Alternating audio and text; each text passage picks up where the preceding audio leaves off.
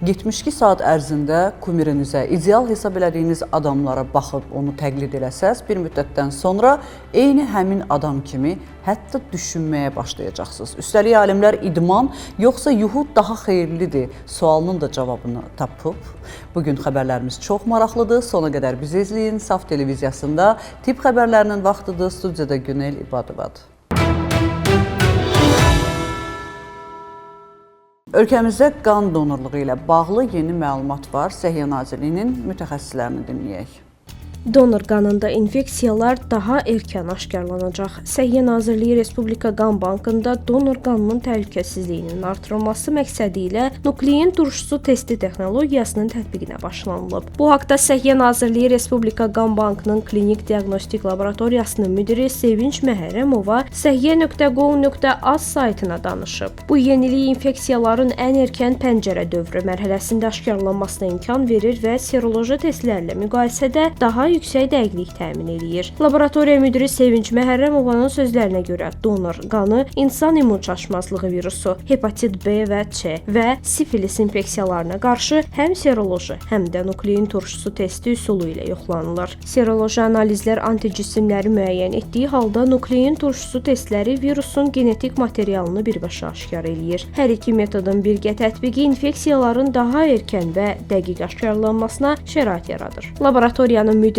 donorların məlumatları xüsusi sistemdə qeydiyyata alındığını və ciddi konfidensiallıqla qorunduğunu vurğulayıb.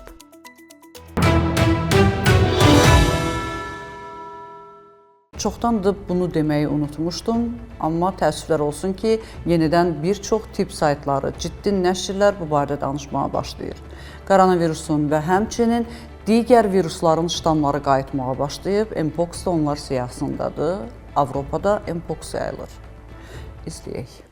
Yeni Mpox ştamı aşkarlandı. Britaniyanın səhiyyə qurumu Health Security Agency İngiltərədə yeni rekombinant Mpox ştamını aşkar edib. Bu ştam Asiyadan qayıtmış bir səyahətçidə tapılıb. Virusun genomunda əvvəllər tanınmış iki ştam, Clade-LB və Clade-LLB elementlərinin birləşdiyi müəyyən edilib. Hazırda qurum və qlobal səhiyyə ekspertləri ştamın yoluxuculuğu, xəstəliyin gedişi və yayılma qabiliyyəti üzərində tədqiqat aparıb. Onlar bildiriblər ki, virusların mutasiya və rekombinasiya yolu ilə dəyişməsi normal prosesdir. Mövcud Mpox vaksininin xəstəliyin ağırlığını 75-80% aralığında azaltması qeyd olunur. Lakin yeni ştama qarşı vaksin effektivliyinə dair məlumat hələ yoxdur.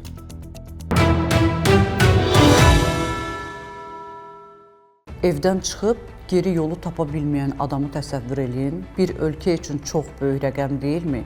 Yaponiyada yaşlandıqca yaddaşını itirən insanların sayı bu qədərdir və artıq ölkə külli miqdarda vəsait ayırır bu insanları bir cür idarə eləyə bilmək üçün. Xüsusi robotlar təşkil olunur, onları geyindirib soyundurmağa, müxtəlif yemək yeməyə dəstək olan və yaxud da kiçik robotlar, uşaq formalı robotlar kəşf edilir ki, onlar darıxmasınlar, dərmanlarının vaxtını xatırlatsınlar və s. və ilaxır. Amma istənilən halda qocalıq həqiqətən də könül açan bir yaş həddi deyil.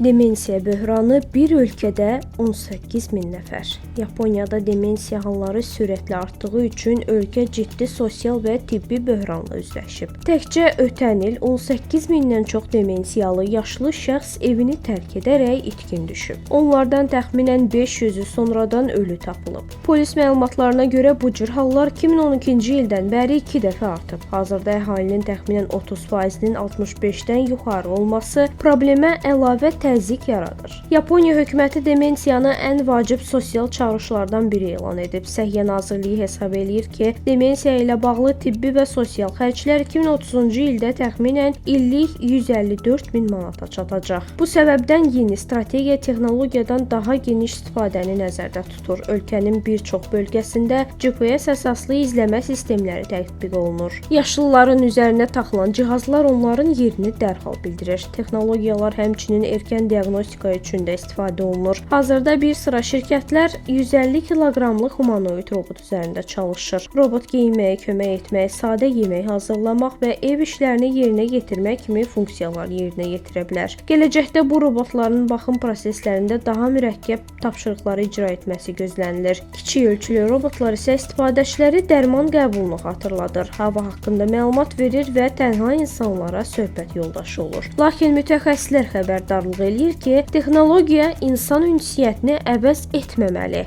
yalnız dəstəkləməlidir.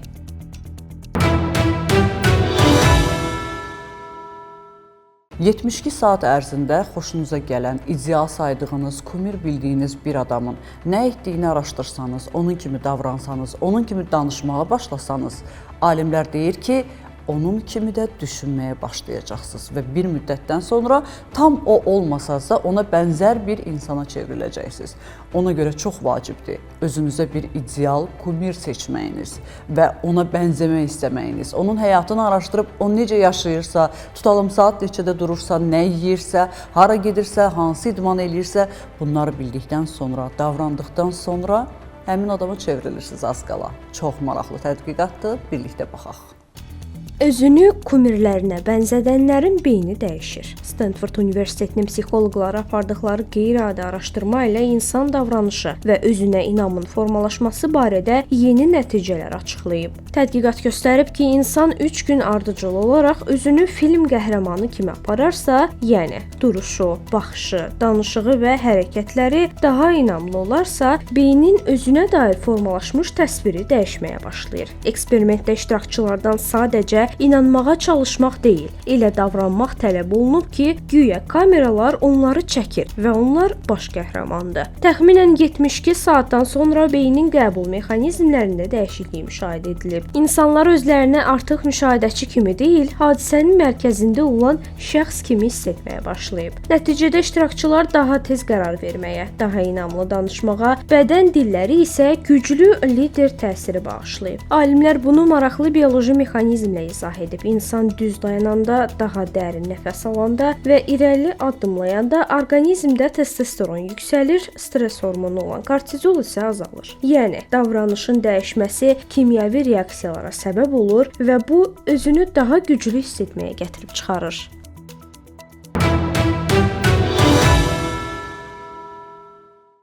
İndi tənbəllərlə qoçaqlar arasında möhtəşəm bir müzakirə başlayacaq. Alimlər yeni bir tədqiqat aparıb. Yuxusuna səhər zəhər qatanlar, yoxsa tezdən durub qaçanlar daha sağlamdır. Sizcə hansılar qalib gəlib? Bəli, əgər tənbəllər izləyirsə məni, biz daha sağlamıq. Çünki yuxu idmandan qat-qat sağlamdır. Amma mən demirəm idman etməyin.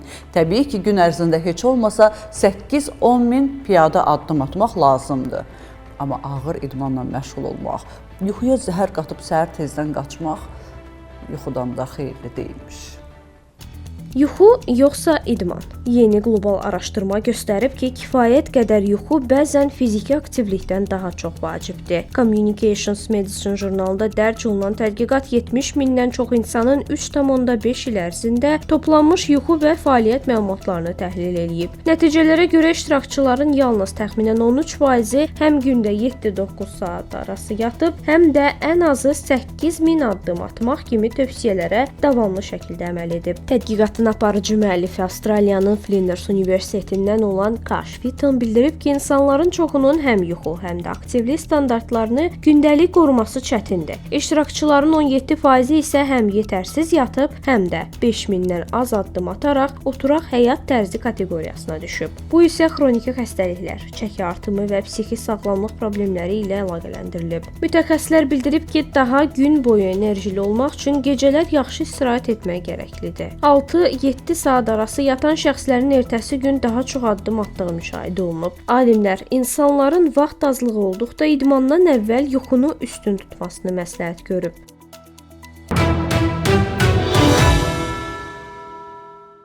Qadınların qanaxmasında elə bir bitki var ki, ən yaxşı vasitələrdən biri hesab olunur və alimlər yeni bir tədqiqat aparıblar. Həqiqətən də quş əppəyinin qadın sağlamlığında inanılmaz rolunu bir daha təsdiqləyiblər.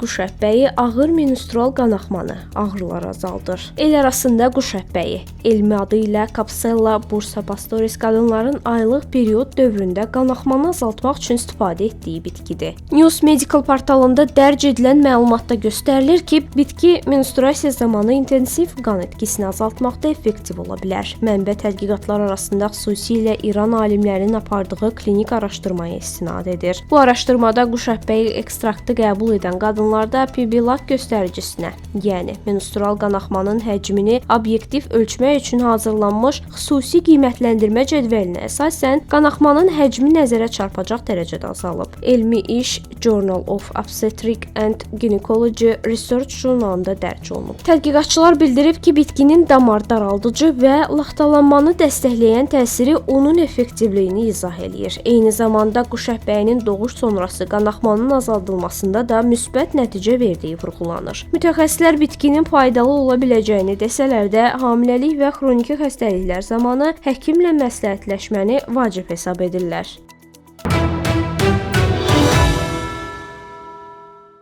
Bugün olan səhiyyə xəbərlərimiz bu qədər. Dünyada və ölkədə baş verən ən vacib tip xəbərlərini bizdən izləyin. Unutmayın, bilmək hər zaman bir addım öndə olmaq deməkdir. Özünüzü və doğmalarınızı qoruyun. Sağ olun, salamat qalın.